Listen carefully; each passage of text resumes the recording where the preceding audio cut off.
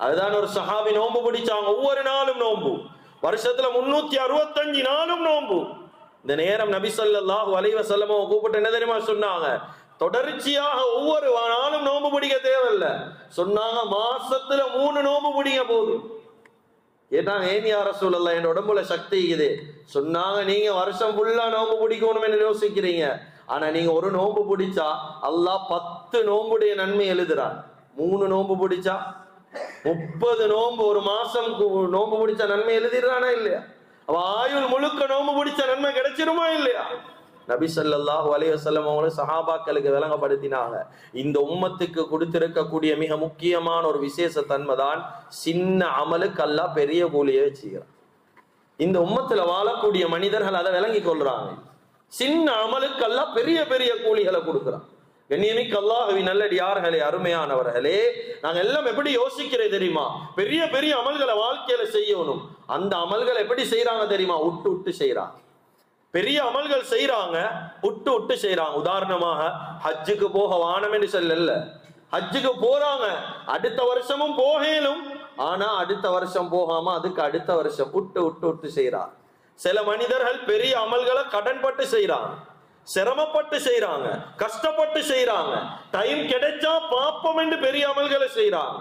ஆனா கண்ணியமிக்க அல்லாஹ்வின் நல்லடியார்களே, சின்ன அமல்களுடைய விஷயத்துல பெருசாக கவனம் செலுத்துறாங்க இல்ல.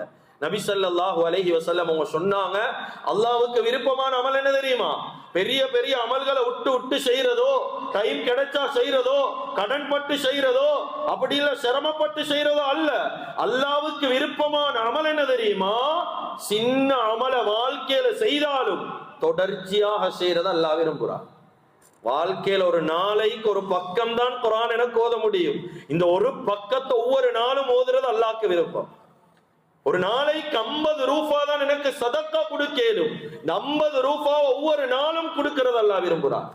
ஒரு நாளைக்கு ஒரு பார்சல் சோறு மிஸ்கீனுக்கு கொடுக்கலும். சின்ன அமல் தான் அல்லாஹ் தஆலா பெரிய கூலியை கொடுக்கிறது மட்டுமல்ல, இந்த அமல அல்லாஹ் வாழ்க்கையில விரும்புறான்.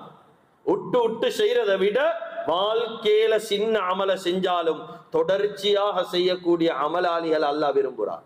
கண்ணியமிக்க அல்லாஹ்வின் நல்லடியார்களே, அருமையானவர்களே, எனவே வரலாறுகளை கொஞ்சம் எடுத்து பாருங்க, இஸ்லாமிய வரலாறுகளை கொஞ்சம் புரட்டி பாருங்க.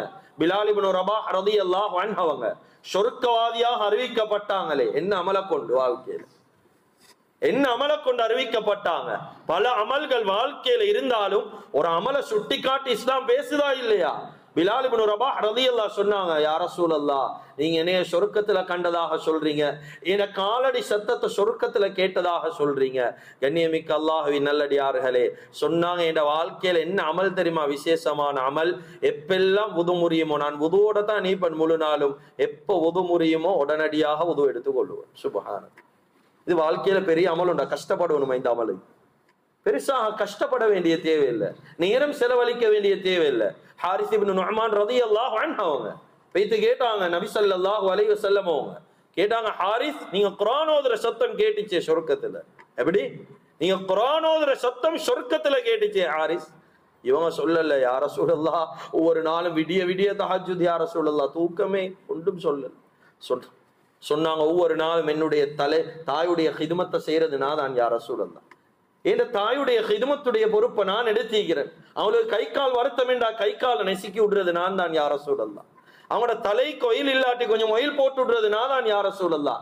தாயுடைய ஹிதுமத், சின்ன ஹிதுமத், சின்ன அமல், இத போக்கஸ் பண்ணி என்ன என்ன அவர்களுக்கு கிடைச்ச பலாபலன்? சொர்க்கத்துல குர்ஆன் ஓதுற சத்தத்தை கேட்டன் என்பதாக நபி ஸல்லல்லாஹு அலைஹி வஸல்லம் அவங்க சொன்னார். எனவே கண்ணியமிக்க அல்லாஹ்வின் நல்லடியார்களே, வாழ்க்கையில எப்படி பெரிய பெரிய அமல்கள் நாங்க போக்கஸ் பண்றோமோ, பெரிய பெரிய அமல்கள் நாங்க தேடுறோமோ, செய்யுங்க, தாராளமாக செய்யலாம். ஆனா அதுக்காக வேண்டி சின்ன சின்ன அமல்கள்ல பராமுகமாக கவனீனமாக வாழ்க்கையில் ஈக்கவான.